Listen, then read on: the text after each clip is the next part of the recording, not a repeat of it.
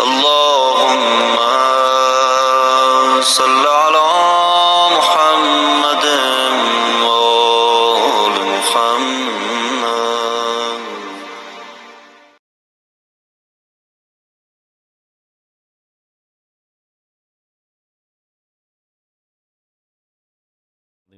محمد بارگاہ امام مظلوم میں چند اشعار حاضر کر رہا ہوں. دیکھیں، پیشانی تاریخ پہ یہ بات لکھی ہے، پیشانی تاریخ پہ یہ بات لکھی ہے، پیشانی تاریخ پر یہ بات لکھی ہے، اسلام کا ایک نام حسین ابن علی ہے، اسلام کا ایک نام حسین ابن علی ہے.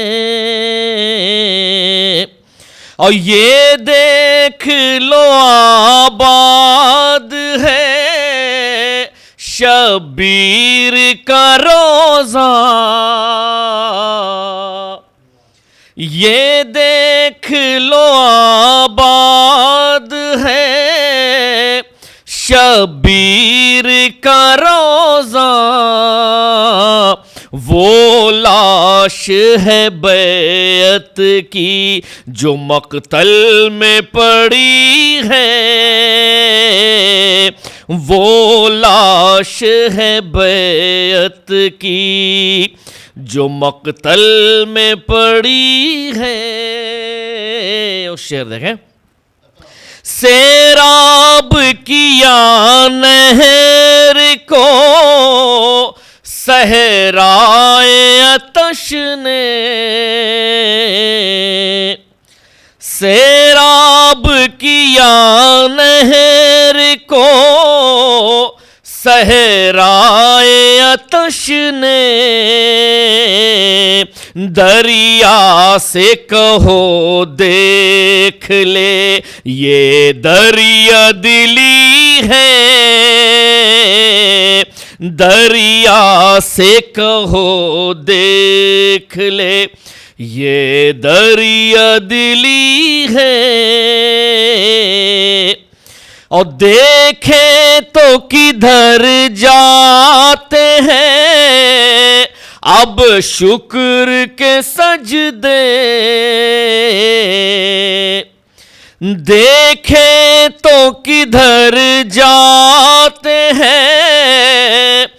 اب شکر کے سجدے، اس سمت ہے دریا تو ادھر تشنہ لبی ہے، اس سمت ہے دریا تو ادھر تشنہ لبی ہے. ہم حر کے مقدر کی طرح جاگ رہے ہیں، ہم حر کے مقدر کی طرح جاگ رہے ہیں، شبیر کے دشمن کی مگر نیند اڑی ہے، شبیر کے دشمن کی مگر نیند اڑی ہے. اور شعر دیکھیں، اللہ نے یہ سوچ کے اکبر کو بنایا، اللہ نے یہ سوچ کے اکبر کو بنایا، شبیر کے لشکر میں پیمبر کی کمی ہے، شبیر کے لشکر میں پیمبر کی کمی ہے، اور زخمی نہ ملا حوصلہ عابد بیمار، زخمی نہ ملا حوصلہ عابد بیمار، زخمی تو ہمیں پاؤں کی زنجیر ملی ہے، زخمی تو ہمیں پاؤں کی زنجیر ملی ہے، ماتم کی ہوا اس کو کبھی بجھنے نہ دے گی، ماتم کی ہوا اس کو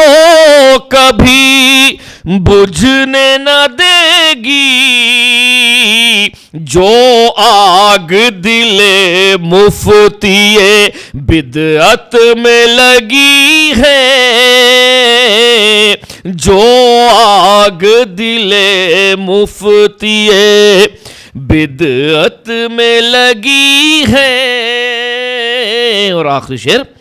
کہ جو مجلس سرور میں نہیں بیٹھتے آ کر،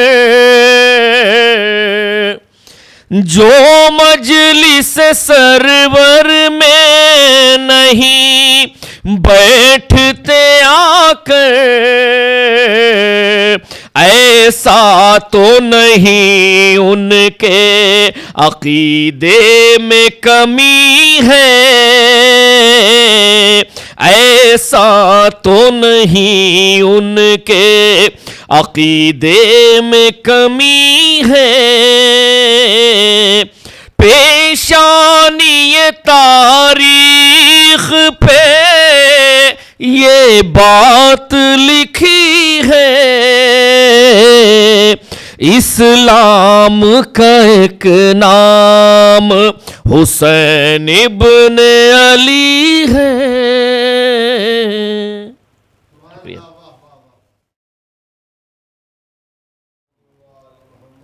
ایک مرتبہ سورہ ہم، 3 مرتبہ سورہ توحید کی تلاوت فرما کر مرحوم سید غلام حسین ابن سید برکت علی شاہ اور مرحومہ حمیدہ بانو بنت اقبال حسین خان صاحب کے لیے ایصال ثواب کرتے ہیں۔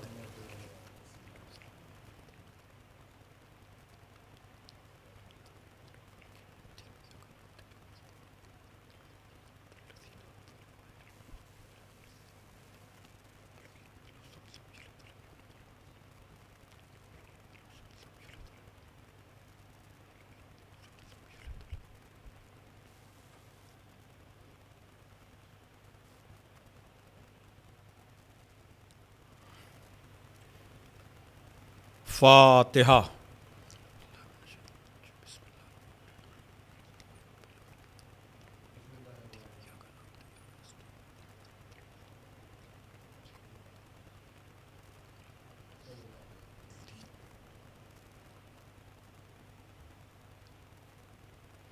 اعوذ باللہ من الشیطان اللعین الرجیم، بسم اللہ الرحمن الرحیم، الحمد للہ الذی ہدانا لہذا وما کنا لنہتدی لولا ان ہدانا اللہ، لقد جاءت رسل ربنا بالحق، الصلاة والسلام علی النبی الامی العربی القرشی المکی المدنی البطحی الابتہی التہامی الدافع جیشات الاباطیل والدامغ صولات الازالیل، مولن الحق بالحق ابی القاسم محمد وآلہ الطیبین الطاہرین المعصومین المظلومین الذین اذھب اللہ عنہم الرجس وطہرہم وطهرهم تطهيرا ولعنة الله على أعدائهم أجمعين من الآن إلى يوم الدين. أما بعد فقد قال علي عليه السلام: الإسلام هو التسليم، والتسليم هو اليقين، واليقين هو التصديق، والتصديق هو الإقرار، والإقرار هو الأداء، والأداء هو العمل. صلوات بھیجے محمد والے. بزرگان محترم و دوستان عزیز، یہ مجلس عزا جو منور حسین صاحب کے والدین مرحومین کی ہے، جن کے والد کا تعلق پاکستان سے اور ان کی والدہ کا تعلق ہندوستان سے، اور ان دونوں کا قیام عرصہ دراز سے بریڈفرڈ انگلینڈ میں تھا. وہیں ان کا انتقال ہوا اور وہیں تدفین ہوئی. مرحومہ کے سیوم اور 40ویں اور برسی کی مجلس میں نے آن لائن ہی خطاب کی تھی، اور گزشتہ سال منور حسین صاحب کے والد مرحوم کی برسی کی مجلس بھی میں نے پڑھی تھی. اس سال ان دونوں مرحومین کے لیے ایک ساتھ یہ مجلس عزا منعقد ہو رہی ہے. خداوند عالم ان مرحومین کی مغفرت فرمائے، ان کے درجات کو عالی فرمائے، اور پسماندگان کو ان کے لیے بہتر سے بہتر ایصال ثواب کرنے کی توفیق عطا فرمائے. اور ایصال ثواب کا بہترین ذریعہ ذکر محمد وآل محمد علیہم الصلاۃ والسلام ہے. میں نے آپ حضرات کے سامنے اس وقت گفتگو کے لیے جن مقدس، مبارک اور ناقابل فراموش الفاظ کو ذریعہ بنایا ہے، اس میں خطیب منبر سلونی، غالب علی کل غالب، مطلوب کل طالب، حضرت علی ابن ابی طالب علیہ الصلاۃ والسلام کا ارشاد گرامی جو نہج البلاغہ کی زینت ہے. ارشاد ہو رہا ہے کہ اسلام تسلیم کا نام ہے، تسلیم یقین کا نام ہے، یقین تصدیق کا نام ہے، تصدیق اقرار کا نام ہے، اقرار ادائے فرض کا نام ہے، اور ادائے فرض عمل کا نام ہے. اسلام کے لیے عام طور سے لوگوں کے ذہنوں میں یہی ہے کہ پیغمبر اسلام نے مکے کی سرزمین پر جس دین کا تعارف کرایا اس کا نام اسلام ہے. لیکن اگر آپ قرآن کی نسبت سے دیکھیں تو خالی پیغمبر خاتم کا پیش کیا ہوا دین اسلام نہیں، بلکہ گزشتہ انبیاء نے بھی جس دین کا تعارف کرایا تھا وہ بھی دین اسلام تھا. یہ جو اسلام کے علاوہ دین پیش کیے جاتے ہیں، مثلا یہودیت، عیسائیت، یہ دین کے نسبت سے اسلام ہی کو انہوں نے پیش کیا، لیکن چونکہ پیش کرنے والے انبیاء مختلف تھے اس لیے ان سے دین ہی کو منسوب کر دیا گیا. ورنہ جناب ابراہیم کے تذکرے میں آپ کو مسلسل اسلام کی نسبت ملے گی، بلکہ تعمیر خانہ خدا کرنے کے بعد جناب ابراہیم نے یہ دعا کی کہ پروردگار ہماری اس تعمیر کو جو تیرے حکم سے کی گئی ہے قبول کر لے اور ہم دونوں کو مسلمان قرار دے دے. گویا کہ جناب ابراہیم نے بھی اسلام ہی پیش کیا، جناب موسیٰ نے بھی اسلام ہی پیش کیا، اور پیغمبر اسلام محمد مصطفیٰ صلی اللہ علیہ وآلہ وسلم نے بھی. اور اس کا سب سے بڑا ثبوت یہ ہے کہ جب قرآن مجید میں یہ عرض کیا جاتا ہے کہ ان الدین عند اللہ الاسلام، اللہ کے نزدیک دین اسلام ہے، تو اس کا مطلب یہ ہے کہ پیغمبر نے بھی اور پیغمبر سے پہلے والے انبیاء نے بھی جس دین کو پیش کیا، پیش کرنے والے تو مختلف ہیں، لیکن ان سارے نبیوں نے اسلام ہی کو پیش کیا۔ صلوات بھیجیے محمد وآل محمد۔ اور مولا کائنات نے اسی اسلام کی تفصیل، تشریح اور وضاحت کرتے ہوئے ارشاد فرمایا کہ اسلام نام ہے تسلیم کا، یعنی اللہ کے سامنے اپنے رازق، اپنے مالک، اپنے خالق، اپنے رب، اپنے پیدا کرنے والے کے حکم پر سرے تسلیم خم کر دینے کا نام اسلام ہے۔ صلوات بھیجیے آپ محمد والے محمد پر۔ ایک اور صلوات بھیج دیجیے آپ محمد والے محمد۔ اب اسلام بظاہر 5 حرفوں کا مجموعہ، لیکن یہ اپنے اندر مکمل ضابطۂ حیات لیے ہوئے، مکمل نظام زندگی لیے ہوئے۔ تو اب اس وقت اس اہم ترین جملے کے ایک ایک لفظ پہ تو گفتگو ممکن نہیں ہے، اس لیے کہ اسلام پر ہی اگر گفتگو ہو تو گھنٹوں چاہیے، لیکن بہت سی چیزیں شخصیتوں کے ذریعے سمجھی جاتی ہیں، یعنی نظریے اور آئیڈیالوجی کے نام پر تو پورا قرآن اسلام ہی کا پیام دے رہا ہے، لیکن جب شخصیتوں میں سمیٹا گیا تو کہنے والے نے کہا کہ اسلام کے دامن میں بس اس کے سوا کیا ہے؟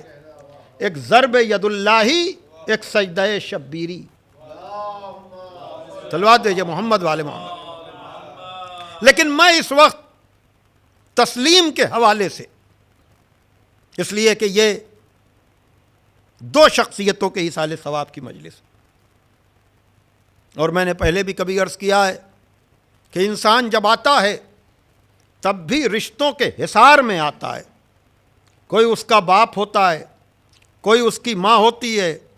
کوئی اس کا بھائی یا بہن ہوتے ہیں، کوئی چچا، کوئی ماموں، کوئی خالہ، اور جب انتقال ہوتا ہے تو ان رشتوں کا دائرہ کچھ بڑھ چکا ہوتا ہے، اپنے پیچھے بہت سے لوگوں کو وہ چھوڑ کر جاتا ہے۔ تو اگر آپ رشتوں کے اعتبار سے دیکھیں گے تو ایک طرف اگر یہ ایک بیٹا اپنے والدین کے ایصال ثواب کی مجلس کر رہا ہے تو یہ مرحومین میں سے مرحومہ کسی کی خالہ ہوں گی، کسی کی پھوپھی ہوں گی، یا خود مرحوم کسی کے چچا ہوں گے یا کسی کے ماموں ہوں گے، تو یہ رشتے ہوتے ہیں۔ لیکن رشتوں کی طرح پہلا رشتہ جو زمین پر معرض وجود میں آیا، عجیب بات ہے کہ وہ رشتہ باپ اور بیٹے کا رشتہ نہیں، وہ رشتہ ماں اور بیٹے کا رشتہ نہیں، رشتوں کی طرح رشتہ اگر کوئی پہلے وجود میں آیا ہے تو وہ زوجہ اور شوہر کا رشتہ ہے، وہ ہسبینڈ اور وائف کا رشتہ ہے۔ یعنی آغاز آدمیت اگر جناب آدم اور جناب حوا سے ہو رہا ہے تو جناب آدم باپ بعد میں بنے ہیں، لیکن جناب حوا کے شوہر پہلے بنے ہیں۔ جناب حوا ماں بعد میں بنی ہیں، لیکن جناب آدم کی زوجہ پہلے بنی ہیں۔ اس لیے جتنا زیادہ یہ رشتہ پاک و پاکیزہ ہوگا، جتنا زیادہ اس رشتے میں ہم آہنگی اور انڈرسٹینڈنگ ہوگی، اتنا ہی زیادہ اچھا خاندان بھی ہوگا، اتنا ہی اچھا معاشرہ بھی ہوگا، اتنا ہی اچھا سماج بھی ہوگا۔ تو اگر ایک طرف یہ والدین کے ایصال ثواب کی مجلس ہے تو دوسری طرف یہ ہسبینڈ اور وائف کے بھی ایصال ثواب کی مجلس ہے۔ اس لیے میں چاہوں گا کہ میں دونوں رشتوں کے حوالے سے بات کروں اور تسلیم کے حوالے سے بات کروں۔ تو اگر آپ رشتوں میں دیکھیں گے تو یقیناً زوجہ اور شوہر کے بہت سے رشتے آپ کو جناب آدم سے ہوتے ہوئے جناب محمد مصطفیٰ صلی اللہ علیہ وآلہ وسلم تک ملیں گے آپ کو، اور اس میں اچھے رشتے بھی ہیں، خراب رشتے بھی ہیں، اس میں جناب آدم اور حوا جیسا پاک و پاکیزہ رشتہ بھی ہے، اس میں جناب ابراہیم اور جناب ہاجرہ اور جناب سارہ جیسا رشتہ بھی ہے، لیکن اسی میں آپ کو فرعون اور آسیہ کا رشتہ بھی ملے گا کہ زوجہ بڑی محترم ہے، لیکن شوہر جو ہے وہ خدا کے مقابلے پر دعوی خدائی کرنے والا ہے۔ جناب نوح اور ان کی زوجہ کا رشتہ ملے گا، جناب لوط اور ان کی زوجہ کا رشتہ، ان کی وائف کا رشتہ ملے گا کہ یہ دونوں انبیاء تو بڑے محترم ہیں، خدا کے منتخب ہیں، لیکن ان کی ازواج ان سے بغاوت کرنے والی ہیں۔ اور جہاں مثالیں پیش کرتا ہے پروردگار عالم کہ خدا مثال پیش کرتا ہے نوح کی بیوی کی اور لوط کی بیوی کی کہ جہاں ان انبیاء کی صحبت بھی ان کو جہنمی ہونے سے نہیں بچا پائی، گویا کہ قرآن ماضی کے انبیاء کا ذکر کر کے مستقبل کی تصویر دکھاتا ہے کہ اگر ماضی میں ایسا ہو سکتا ہے کہ اچھے گھروں میں بری ازواج آ سکتی ہیں، تو اگر مستقبل میں ایسا کوئی معاملہ نظر آئے تو رشتے کی بنیاد پر، اور اگر آپ دیکھیں گے تو ہمیں ایک مثال بھی ملتی ہے کہ جب ہارون اور زبیدہ کا معاملہ ہم نے دیکھا ہے، دیکھیے یہیں سے اسلام اور تسلیم اور ایمان کی منزل بھی واضح ہو جاتی ہے کہ جہاں بہلول راستے میں گھر بنا رہے ہیں اور زبیدہ اپنے شوہر کے ساتھ سیر پہ نکلی ہوئی ہے، راستے کے کنارے بہلول گھر بناتے ہوئے مصروف ہیں، اور زبیدہ نے ایک دم سے پوچھا بہلول کیا بنا رہے ہو؟ کہا جنت میں گھر بنا رہے ہیں۔ زبیدہ نے کہا بیچو گے؟ کہا ہاں بیچوں گا۔ کہا قیمت کیا ہے؟ کہا 1 دینار۔ ہارون سمجھا یہ بہلول کا دیوانہ پن ہے، لیکن جب رات آئی اور رات میں ہارون نے خواب میں دیکھا کہ جنت سجی ہوئی ہے، ایک دروازے پر بیت زبیدہ لکھا ہوا ہے، زبیدہ کا گھر، اس نے زوجہ کا گھر سمجھ کر اس میں انٹری چاہی،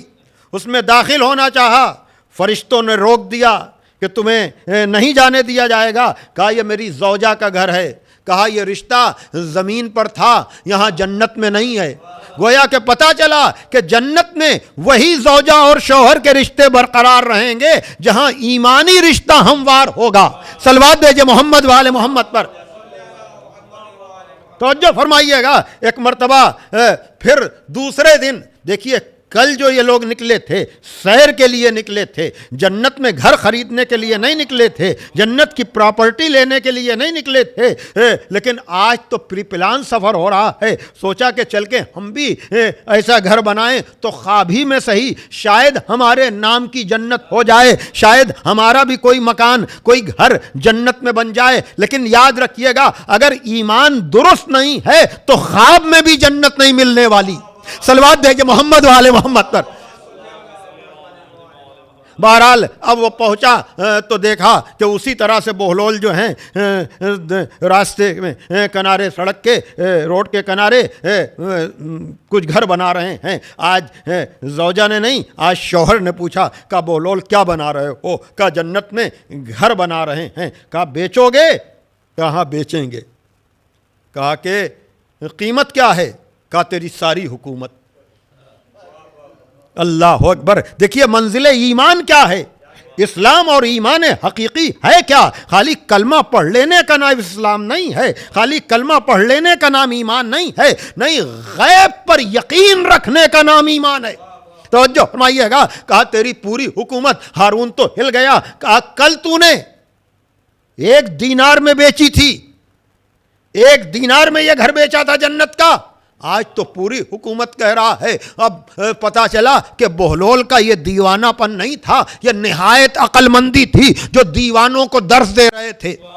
جیسے ہی کہا کل تو تم نے اس قیمت میں بیچا, آج یہ بھائی شیئرز کے ریٹ بھی ہم نے بڑھتے اور گھٹتے ہوئے دیکھے ہیں ایمن بھائی, لیکن اتنا مارکیٹ اتنی بڑھ جائے کہ جو کل تک 1 دینار میں مل رہا ہو, آج ہارون کی پوری حکومت ایک مرتبہ جیسے ہی کہا کل تو تو نے 1 دینار میں بیچی تھی, آج پوری حکومت کا بدبخت وہ بغیر دیکھے خرید رہی تھی, تو دیکھنے کے بعد آیا ہے. صلوات دیجئے محمد والے محمد پر. ایک اور صلوات دیجئے آپ محمد والے محمد پر. تو ظاہر سی بات ہے کہ میں یہی عرض کرنا چاہ رہا ہوں کہ بہترین رشتے وہی ہوتے ہیں جہاں زوجہ اور شوہر میں ہم آہنگی ہو, انڈرسٹینڈنگ ہو, تو یقیناً آنے والی اولادوں میں بھی آپ کو وہ چیزیں نظر آئیں گی. ہاں کبھی کبھی ہم یہ نہیں کہتے ہیں کہ ہمیشہ یہ ہوتا ہے, یہ بہت آسانی سے کہہ دیا جاتا ہے کہ صاحب ہماری اولاد تو بہت اچھی تھی لیکن اس کو ماحول نے خراب کر دیا, اس کو دوستوں نے خراب کر دیا, اس کو سماج نے خراب کر دیا. تو میں ایسے موقع پر تاکہ اولادوں کی تربیت کرنے والوں کے دلوں کو ٹھیس نہ لگے, اس لیے میں تاریخ کے اس رخ کو بھی بیان کر دیتا ہوں کہ دیکھیے کبھی کبھی والدین کی تربیت میں کمی نہیں ہوتی بلکہ خود اس تربیت کو قبول کرنے والے کا مسئلہ ہوتا ہے. کہ جہاں آپ کیا کہیں گے, جناب آدم اور حوا کے دور میں تو چھوٹا سا معاشرہ تھا, چھوٹا سا سماج تھا. 2 بیٹے ہیں, ایک حابیل ہے ایک قابیل ہے, ایک قاتل نکل گیا ایک مقتول نکل گیا. تو یہاں کون کیا کہے گا کہ سماج نے خراب کر دیا, دوستوں نے خراب کر دیا. اس لیے کہ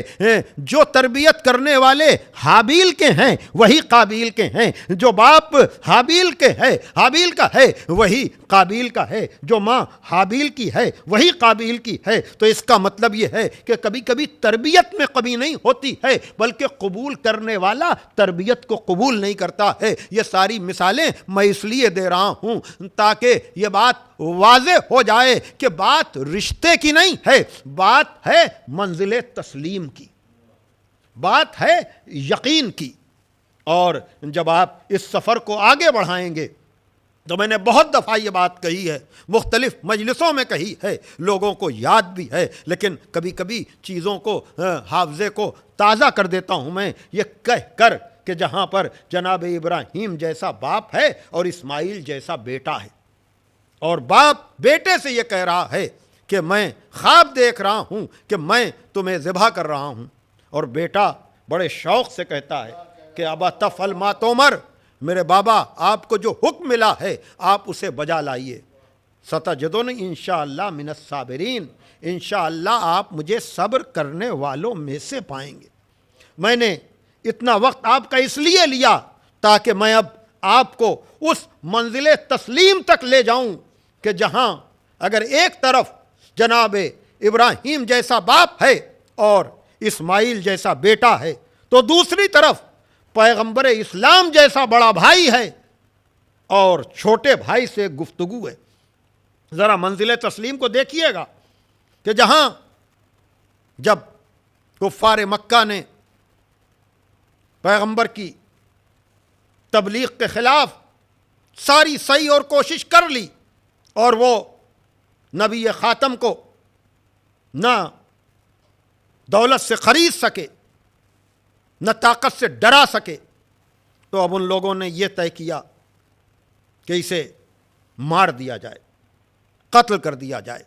اور سازش یہ کی کہ اگر کوئی ایک فرد یہ کام کرے گا تو بنی ہاشم دشمن ہو جائیں گے اور ان سے مقابلہ ہو نہ سکے گا. تو ایسا کیا جائے کہ سارے قبیلوں کو جمع کیا جائے اور ہر قبیلے کا ایک فرد ننگی تلوار لے کر آئے اور رات کی تاریکی اور سناٹے میں عبداللہ کے یتیم کو, اس لیے کہ اب جناب ابو طالب دنیا سے گزر چکے تھے, انہیں قتل کر دیا جائے. ادھر انہوں نے سازش کی, مکروا مکر اللہ واللہ خیر الماکرین, سازش کرنے والے سازش کرتے ہیں لیکن خدا سازشوں کا بہترین جواب دینے والا ہے۔ جیسے ہی پیغمبر اسلام کو اللہ نے باخبر کیا اور یہ حکم دیا کہ تم ہجرت کر جاؤ اور اپنے بستر پر علی کو لٹا دو، تو اب پیغمبر نے مولا علی سے کہا کہ یا علی، مجھے ہجرت کا حکم آیا ہے اور اللہ یہ کہہ رہا ہے کہ تم میرے بستر پر سو جاؤ۔ اب دیکھیے، یہ ہے منزل تسلیم کا کمال۔ وہ جو ہزار ہزار تکبیروں کی آواز بلند کرتا تھا، اس نے یہ نہیں کہا کہ یا رسول اللہ میری نمازوں کا کیا ہوگا، میری عبادتوں کا کیا ہوگا، اس لیے کہ یہ عبادت گزار جانتا ہے کہ خالی ایکشن کا نام عبادت نہیں ہے، بلکہ تسلیم کے کمال کا نام عبادت ہے۔ اس لیے مولا علی سونے کے لیے تیار ہوئے، لیکن ایک سوال کر لیا، اور وہ سوال یہ تھا کہ یا رسول اللہ، کیا میرے سونے سے آپ کی جان بچ جائے گی؟ میں کہوں گا یا علی، آپ یہ سوال کیوں کر رہے ہیں؟ کہا اس لیے کہ میرے بعد افسانوی شخصیتیں بنائی جائیں گی، میرے بعد ہجرت کی شب ایک اور شخصیت پیش کی جائے گی، تاکہ اس کو میرے برابر لانے کی ناکام کوشش کی جائے۔ تو میں سوال کر کے یہ طے کر لینا چاہتا ہوں اور تاریخ کا یہ فیصلہ رقم کر دینا چاہتا ہوں کہ میرے سونے سے جان بچی ہے، کسی کے رونے سے جان نہیں بچی۔ لیکن عجیب بات ہے کہ ایک مرتبہ جیسے ہی کہا کیا میرے سونے سے آپ کی جان بچ جائے گی، کہا ہاں، خدا کا یہی وعدہ ہے۔ تو تاریخ میں ہے کہ مولا کائنات نے فوراً سجدہ شکر کیا، اور یہ سجدہ شکر کی تاریخ کا پہلا سجدہ تھا جو مولا علی انجام دے رہے تھے۔ دیکھ رہے ہیں آپ، یقیناً ابراہیم کے بیٹے اسماعیل کی بھی منزل تسلیم تھی، لیکن وہاں منزل تسلیم پر جناب اسماعیل جو لفظ استعمال کر رہے ہیں یا جو عمل انجام دے رہے ہیں وہ صبر کا ہے۔ یعنی امتحان پر اسماعیل صبر کر رہے ہیں اور کہہ رہے ہیں کہ بابا آپ خدا کے حکم پر عمل کیجئے، آپ مجھے صبر کرنے والوں میں سے پائیں گے۔ لیکن وہ تسلیم کی منزل ہے جہاں امتحان کو، اللہ اکبر، امتحان کو آزمائش سمجھ کر صبر کیا جا رہا ہے، اور یہاں امتحان کو نعمت سمجھ کر شکر کیا جا رہا ہے۔ صلوات دیجئے محمد والے محمد پر۔ اور پھر سوئے ہیں مولا کائنات، اور اس طرح سے سوئے ہیں کہ روز آنا کے دیکھنے والے بھی یہ تمیز نہیں کر سکے، یہ فرق نہیں کر سکے کہ بستر پہ نبی سو رہے ہیں یا علی سو رہے ہیں۔ لیکن میں یہاں پر چند لمحوں کے لیے آپ کو روکنا چاہتا ہوں، اور وہ یہ کہ آپ مجھے بتائیں کہ کیا حفاظت کا یہی طریقہ ہوتا ہے؟ اگر آپ کے سپرد کسی امانت کو کیا جائے، کسی کی حفاظت کی ذمہ داری دی جائے، تو کیا جو محافظ ہو وہ سکون سے سو جائے گا؟ نہیں، حفاظت کا طریقہ تو یہ ہے کہ محافظ جاگتا ہے، اور جس کی حفاظت کی جاتی ہے اسے جانے نہیں دیا جاتا، اس پر نظر رکھی جاتی ہے۔ لیکن اللہ اکبر، یہ عجب طرح کی حفاظت ہو رہی ہے کہ جس کی حفاظت کرنا ہے وہ تو سفر کر رہا ہے، اور جسے حفاظت کرنا ہے وہ بستر پہ سو رہا ہے۔ خدا کی قسم، اگر اس موقع پر ملائکہ کے ذریعے مبارکباد کا پیغام نہ آتا اور قلب نبوت پر یہ آیت نہ آتی تو کوئی سمجھ ہی نہ پاتا کہ منزل تسلیم کا کمال کیا ہے۔ اس لیے کہ اللہ کے یہاں ایکشن نہیں دیکھا جاتا، نیت کا خلوص دیکھا جاتا ہے۔ جبھی تو اس دونوں منظروں کو دیکھ کر شاعر نے عجب طرح سے کہا کہ جاگنے والے کو محروم دو عالم رکھا، جاگنے والے کو محروم دو عالم رکھا، سونے والے سے کہا ساری خدائی تیری۔ صلوات دیجئے محمد والے محمد پر۔ توجہ فرمائیے گا، عجیب بات ہو رہی ہے کہ ادھر مولا علی بستر رسول پر اعتماد کے ساتھ سو رہے ہیں، ادھر بزم ملائکہ میں پروردگار عالم فخر کر رہا ہے اور ملائکہ سے کہہ رہا ہے کیا تم میں بھی کوئی ہے جو اپنی جان اپنے بھائی پر قربان کرے؟ لیکن ملائکہ بچنا چاہ رہے ہیں، حد ادب ہے، میں اس سے زیادہ نہیں کہہ پاؤں گا، لیکن جیسے ہی کہا ذرا زمین پر دیکھو، ایک بھائی اپنے دوسرے بھائی پر جان قربان کرنے میں فخر محسوس کر رہا ہے۔ اللہ اکبر، یہ تسلیم کا کمال آپ دیکھیں کہ بزم ملائکہ میں ذات علی پر پروردگار عالم فخر کر رہا ہے اور یہ کہہ رہا ہے کہ جاؤ جاؤ جا کر ابو طالب کے بیٹے کو مبارکباد دو، اور ملائکہ آتے ہیں، یہ کہتے ہیں کہ بخن بخن بخن بخن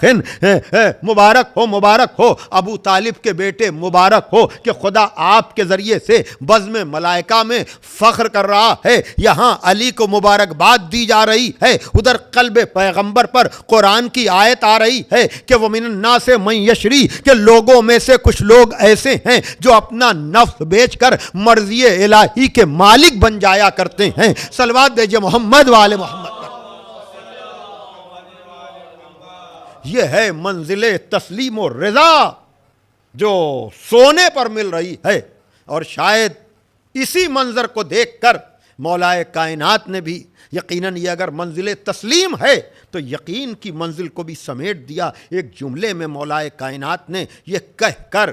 کہ نوم علی یقین خیر من صلاۃ فی شکن، کہ یقین کی نیند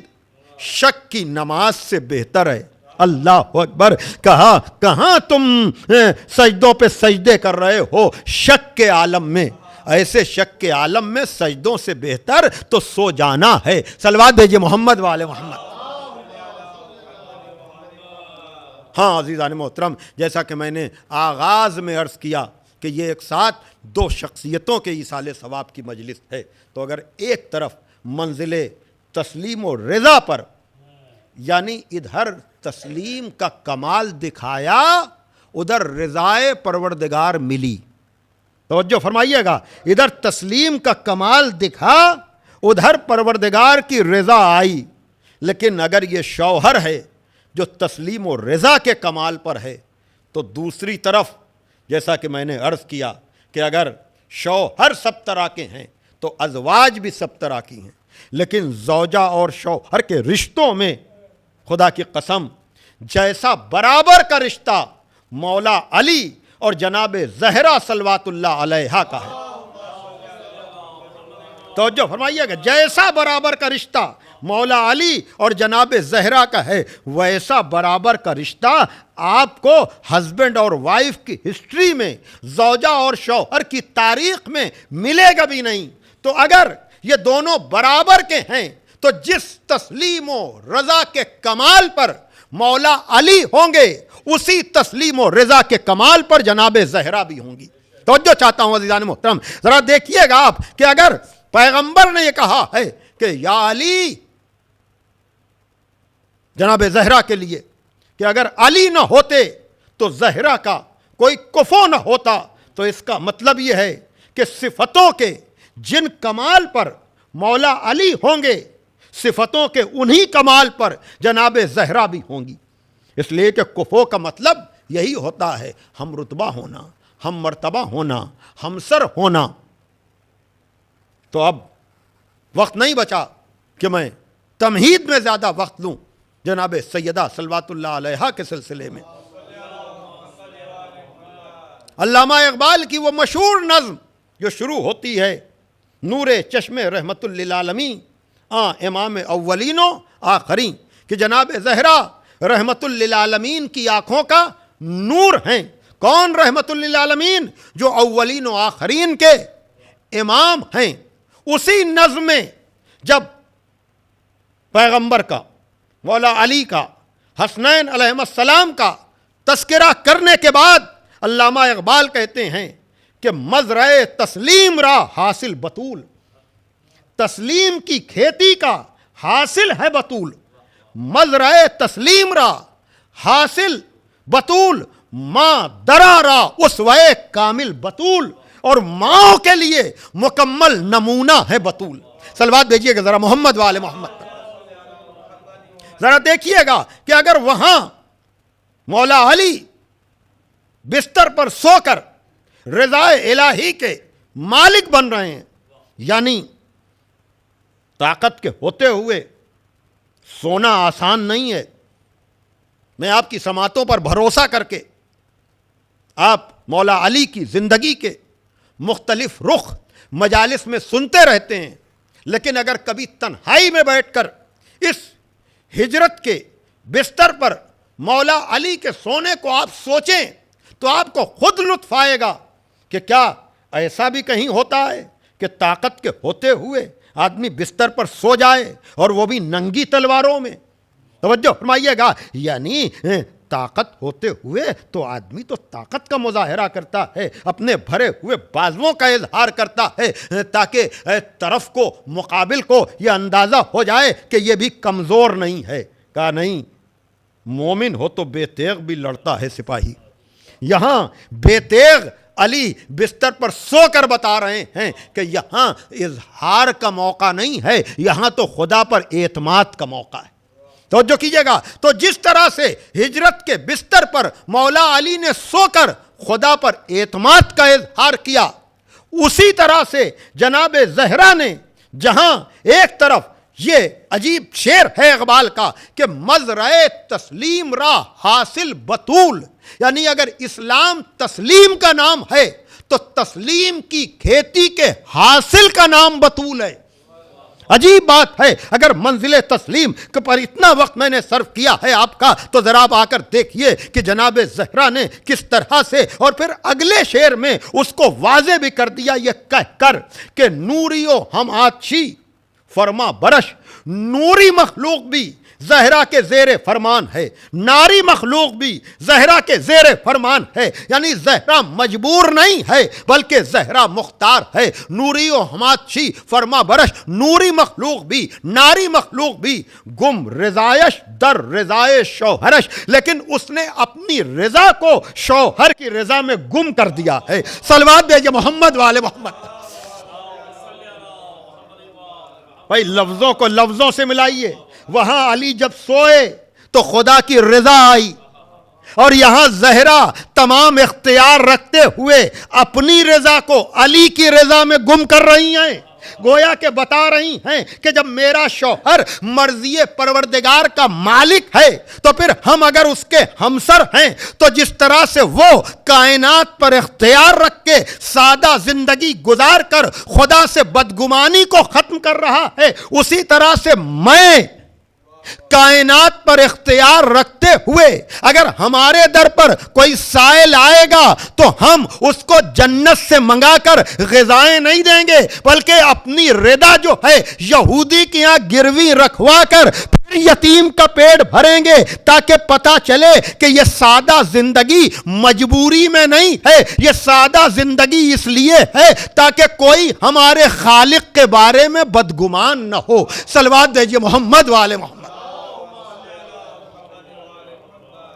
ہاں، اور پھر اگر آپ دیکھیں گے تو عزیزان محترم، یہ زندگی جناب سیدہ کی زندگی جو مولا علی کے گھر میں گزر رہی ہے، وہ ایک ایسا نمونہ ہے۔ اگر زوجیت کے اعتبار سے آپ دیکھیں گے تب بھی آپ کو نمونہ ملے گا، لیکن ماں کی نسبت سے اگر آپ دیکھیں گے، جو اقبال کہہ رہے ہیں کہ ماں دراں را اسوے کامل بطول، ماؤں کے لیے مکمل نمونہ اگر کوئی ذات گرامی ہے تو وہ جناب زہرا کی ہے۔ بھائی دیکھیے، پیغمبر کے گھر میں ازواج کی تعداد کم نہیں ہے، اور ان ازواج کو ام المومنین کہا جاتا ہے، لیکن اقبال نمونے کے طور پر ازواج رسول کو پیش نہیں کر رہے ہیں۔ بڑی توجہ، اس لیے کہ میں ابھی عرض کر کے آ رہا ہوں نا کہ ازواج سب طرح کی ہوتی ہیں، اور نمونہ اگر زوجیت کی بنیاد پر پیش کیا جائے گا تو ماضی کی جو مائیں ہیں یا ماضی کی جو ازواج ہیں، اب یہاں پر ذرا سا میں آپ کو روکوں گا اس منزل کے اوپر، اور وہ یہ کہ دیکھیے ذرا سا کہ خالی زوجہ ہونا کمال نہیں ہوتا، نہیں، اگر کسی برگزیدہ شخصیت کی کوئی ماں بن جائے، ورنہ ازواج تو بہت سی ہیں لیکن ہر زوجہ محترم نہیں ہوتی، لیکن اگر کوئی کسی منتخب برگزیدہ شخصیت کی ماں بن جائے، اسی لیے ایک قدم آگے میں بڑھا کر ایک بات کہنا چاہتا ہوں، اور وہ یہ کہ ایک طرف اگر جناب سیدہ جیسی زوجہ مولائے کائنات کے یہاں ہے تو جیسے نبی کے یہاں کئی ازواج تھیں، اسی طرح سے مولا علی کے یہاں بھی جانتے ہیں جاننے والے، اور ان ازواج میں ایک بڑا نام جناب ام البنین صلوات اللہ علیہا کا ہے۔ لیکن یاد رکھیے گا کہ ام البنین کے لیے خالی یہ شرف نہیں ہے کہ وہ علی جیسے امام کی زوجہ ہیں، نہیں، ام البنین کا شرف یہ ہے کہ وہ عباس جیسے بیٹے کی ماں ہیں، وہ عباس جیسے بیٹے کی ماں ہیں۔ اور یقیناً جب ہم اس تاریخ کو آگے بڑھ کر دیکھتے ہیں تو اگر زہرا کا بیٹا منزل تسلیم کے اس کمال پر ہمیں کربلا میں نظر آتا ہے کہ جہاں میر تقی میر جیسا شاعر عجب طرح سے کہتا ہے کہ زیر شمشیر ستم میر تڑپنا کیسا، زیر شمشیر ستم میر تڑپنا کیسا، سر بھی تسلیم محبت میں ہلایا نہ گیا۔ اللہ اکبر۔ تو یقیناً اگر یہ مولا علی اور جناب زہرا کے بیٹے کی منزل تسلیم ہے کہ سر بھی تسلیم محبت میں ہلایا نہ گیا، تو دوسری طرف ام البنین کے بیٹے عباس کا بھی کمال ہے کہ اگر وہاں طاقت و قوت کے ہوتے ہوئے مولا علی جیسا بستر رسول پر سونے کے لیے تیار ہے، تو یہاں عباس جو ام البنین اور مولا علی کا بیٹا ہے وہ بھی منزل تسلیم کے اس کمال پر ہے کہ جب آپ زیارت پڑھتے ہیں جناب عباس کی تو یہی کہتے ہیں السلام علیکہ ایھا العبد الصالح المطیع للہ ول رسولہ ول امیر المومنین۔ یہ بندے کی صالحیت کا کمال کیا ہے کہ وہ خدا کا بھی مطیع ہے، رسول کا بھی مطیع ہے، اور اپنے امام کا بھی مطیع ہے۔ اللہ اکبر۔ الاسلام ہوا تسلیم کی منزل کو اگر یہاں پر آپ آ کر دیکھیں تو یہ کمال اطاعت کی منزل ہے جناب عباس کے لیے۔ تو یقیناً یہ سارے مراحل میں نے آپ حضرات کے سامنے پیش کیے، اور میں دعا کروں گا کہ پروردگار ہم سب کلمہ پڑھنے والوں کو اپنا مطیع اور فرما بردار بنا لے، اس لیے کہ ہم سب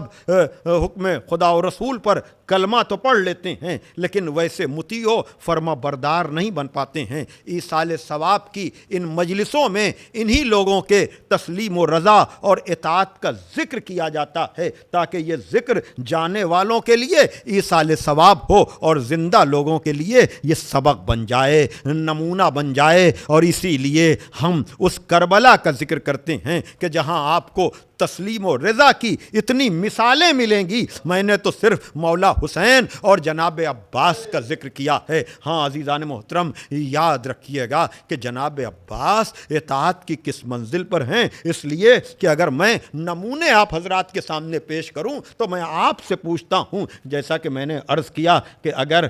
پیغمبر اسلام نے مولا علی سے کہا کہ میرے بستر پر سو جاؤ، تو اب کمال اطاعت و تسلیم یہ تھا کہ علی بستر رسول پر سو جائیں، اور مولا علی نے وہ عمل کا مظاہرہ بھی کیا۔ اور اسی طرح سے آپ دیکھیں عزیزان محترم کہ ان چیزوں کا پڑھنا لکھنا سننا آسان ہے، لیکن کبھی تنہائی میں بیٹھ کر آپ سوچئے کہ جو طاقت کا نمونہ ہو، وہ کہ جو 2 رکابے گھوڑے پر چڑھتا ہو، تو دیکھنے والے جو ہیں وہ متحیر ہو جاتے ہوں۔ اگر اس کے سامنے اس کے آقا امام حسن پر تیر چلائے جائیں گے، کیا خیال ہے آپ کا؟ کیا مولا عباس کو جلال نہ آیا ہوگا؟ لیکن مولا حسین نے فوراً تلوار کے قبضے پر گئے ہوئے ہاتھ پر اپنا ہاتھ رکھ دیا ہوگا اور یہ کہا ہوگا عباس یہ مدینہ ہے کربلا نہیں، یہ کمال اطاعت اور کمال تسلیم ہی کی منزل ہے کہ طاقت و قوت ہونے کے باوجود جناب عباس نے نکلی ہوئی تلوار کو نیام میں رکھ لیا۔ ہاں، اس منظر کا زیادہ تذکرہ نہیں ہوتا ہے، لیکن دوسرا منظر جو میں پیش کر رہا ہوں، کون ایسا عزادار ہے جس نے مصائب کی منزل پر ان جملوں کو نہ سنا ہوگا کہ جب 26ویں رجب کو مطالبہ بیعت کے بعد مولا حسین دربار میں جانے لگے ہیں تو جناب زینب نے بھائی کو تنہا نہیں جانے دیا بلکہ بنی ہاشم کے جوانوں کو ساتھ کر دیا، لیکن دارالامارہ کے دروازے پر پہنچ کر مولا حسین نے بنی ہاشم کے جوانوں کو روک دیا اور یہ کہا کہ مجھے تنہا بلایا ہے تو مجھے تنہا جانے دو۔ کہا اگر دربار کے اندر آپ کے ساتھ کوئی نازیبا سلوک ہو تو یہ میری غیرت کے خلاف ہے۔ کہا دیکھو تم لوگ نہ جاؤ، ہاں اگر کوئی ایسا وقت آیا تو میں آواز بلند کر دوں گا، اس وقت تم لوگ دربار کے اندر آ جانا۔ اور پھر دربار میں جا کر جو گفتگو ہوئی وہ تاریخ میں موجود ہے، آپ لوگوں نے سنا بھی ہوگا کہ بہرحال ولید اور امام حسین کے بیچ میں جب گفتگو میں تلخی آئی اور امام حسین کی آواز بلند ہوئی تو تاریخ میں ہے کہ بنی ہاشم کے جوان ننگی تلواریں لے کر دربار کے اندر گئے ہیں اور سب سے پہلے جو شخص ننگی تلوار لے کر گیا ہے وہ عباس کے سوا اور کوئی نہیں تھا، لیکن مولا حسین نے جناب عباس کے ہاتھ پہ ہاتھ رکھ کر کہا کہ عباس یہ مدینہ ہے کربلا نہیں۔ اللہ اکبر۔ عزاداروں دیکھ رہے ہیں آپ منزل تسلیم کیا ہے، کمال اطاعت کیا ہے، الاسلام و تسلیم کی منزل کیا ہے۔ بتا رہے ہیں کہ ہم طاقت کے ہوتے ہوئے حکم امام کے پابند ہیں، حکم خدا و رسول کے پابند ہیں، اور پھر یہ سفر جاری رہا ہے۔ ہاں میں کیا عرض کروں آپ کے سامنے عزیزان محترم، شاید پہلے بھی میں عرض کر چکا ہوں کہ میں جس خاندان کی یہ مجلس پڑھ رہا ہوں بلکہ جن مرحومہ کا کہ ایصال ثواب کی وہاں جناب سکینہ کا تابوت بہت اہتمام سے برآمد کیا جاتا ہے، بڑا اہتمام و انتظام۔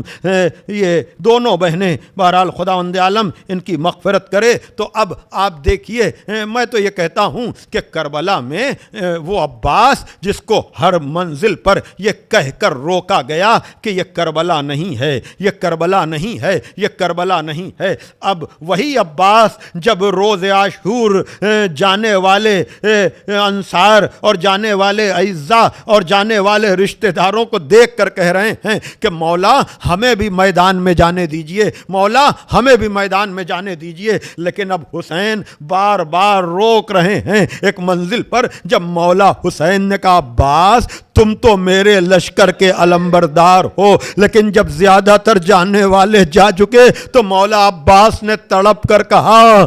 کہ ہمیں بھی وہیں جانے دیجئے جہاں لشکر گیا ہے۔ ابھی دونوں بھائیوں میں یا مولا حسین اور جناب عباس میں گفتگو ہو رہی تھی کہ ایک مرتبہ آواز آئی العطاش، ہائے پیاس، ہائے پیاس۔ ایک مرتبہ کا عباس تم نے سنا یہ پیاس کی آواز بلند ہو رہی ہے، جاؤ پہلے ان بچوں کے لیے پانی کی کوئی سبیل کرو۔ ہاں عزادارو میرا دل کہتا ہے شاید عباس کو اسی لیے مولا علی نے طلب کیا ہو کہ عباس حسین کی بیٹی سکینہ کے لیے پانی لینے کے لیے جائے گا، اور یقیناً عباس کا یہ عمل حسین کے تسکین قلب کا ذریعہ بنے گا۔ یہ میں کیوں کہہ رہا ہوں؟ اس لیے کہ میں نے خود تو نہیں پڑھا لیکن میں نے معتبر لوگوں سے سنا ہے کہ جب مولا حسین علی اصغر کو دفن کرنے کے لیے پشت خیمہ پر تلوار سے قبر کھود رہے تھے تو رونے کی آواز آئی، داہنے دیکھا بائیں دیکھا، کہا کون رو رہا ہے میری مصیبت پر، کون گریہ کر رہا ہے؟ کہا فرزند رسول میں ذوالفقار ہوں۔ کہا کہ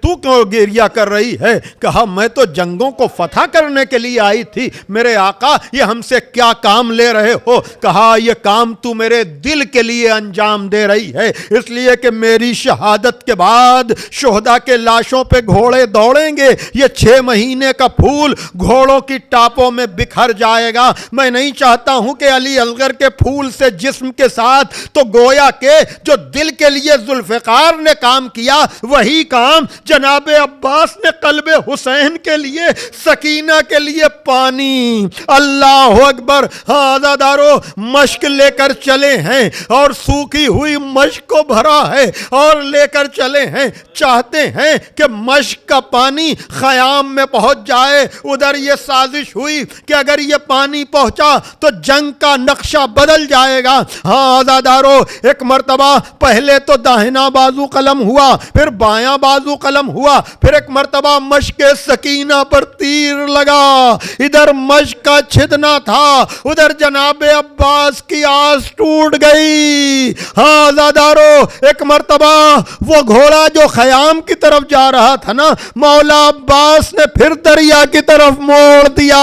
مولا حسین چلے ہیں، آگے بڑھے ہیں، جھک کر کچھ اٹھایا ہے، آگے بڑھے ہیں، جھک کر پھر کچھ اٹھایا۔ جناب علی اکبر نے پوچھا بابا یہ کیا اٹھا لیا؟ کہا میرے لال، محشر میں اماں کی سواری گزرے گی، نانا پوچھیں گے شفاعت کے لیے کیا لائی ہو، تو اماں کہیں گی ہمارے عباس کے بازو کافی ہیں۔ ہاں عزادارو، مولا عباس نے وصیت کر دی کہ میرے لاشے کو خیمے میں نہ لے جائیے گا، لاشے کو تو وہیں چھوڑا، علم لے کر چلے۔ اب جو بی بی سکینہ نے علم کو آتے ہوئے دیکھا ہوگا تو کہا ہوگا وہ دیکھو میرا چچا آ رہا ہے، پانی لے کر آ رہا ہے۔ لیکن جب قریب پہنچے تو بی بی نے عجب منظر دیکھا کہ علم تو آیا، علمدار نہیں آیا، قدموں سے لپٹ گئیں۔ بابا میرا چچا کا ترائی کے کنارے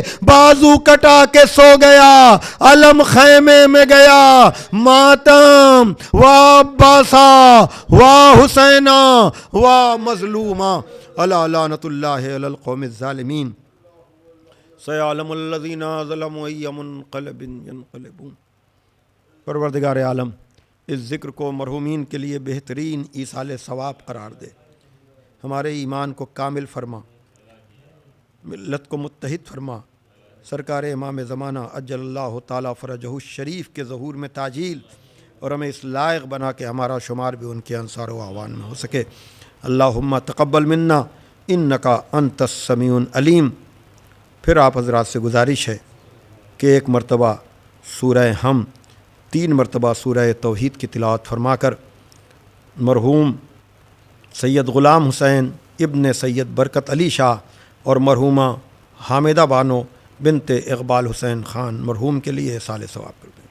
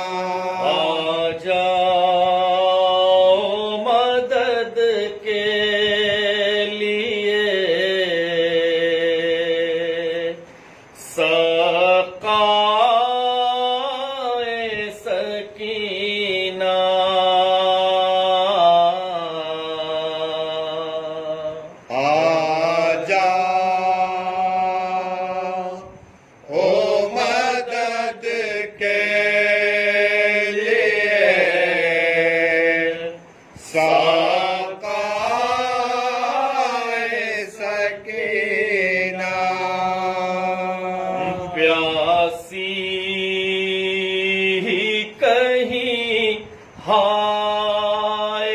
نہ رہ جائے سکینہ آجا او مدد کے لیے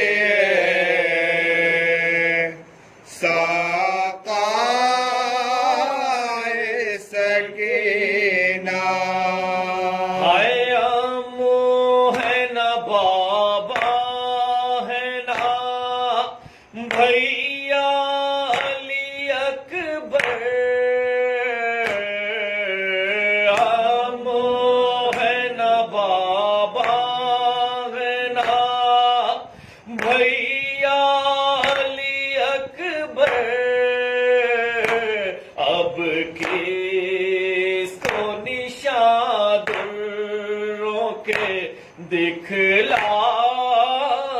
سکینہ آجا مدد کے لیے ساقائے سکینہ آجا مدد کے لیے ساقائے سکینہ بن باپ کی بچی پہ ستم ہوتے ہیں کیا کیا بن باپ کی بچی پہ ستم ہوتے ہیں کیا کیا دروں کی اذیت سے نہ مر جائے سکینہ آجا مدد کے لیے ساقائے سکینہ آجا مدد کے لیے ساقائے سکینہ عائشانوں کو کٹائے ہوئے دریا پہ ہے آمو شانوں کو کٹائے ہوئے دریا پہ ہے آمو اب پانی پلانے تجھے کون آئے سکینہ آجا مدد کے لیے ساقائے سکینہ آجا مدد کے لیے ساقائے سکینہ ہائے کوزہ لیے ہاتھوں میں سرے راہ کھڑی ہے کوزہ لیے ہاتھوں میں سرے راہ کھڑی ہے اصغر کو کہاں ڈھونڈے کہاں پائے سکینہ آجا مدد کے لیے ساقائے سکینہ آجا مدد کے لیے ساقائے سکینہ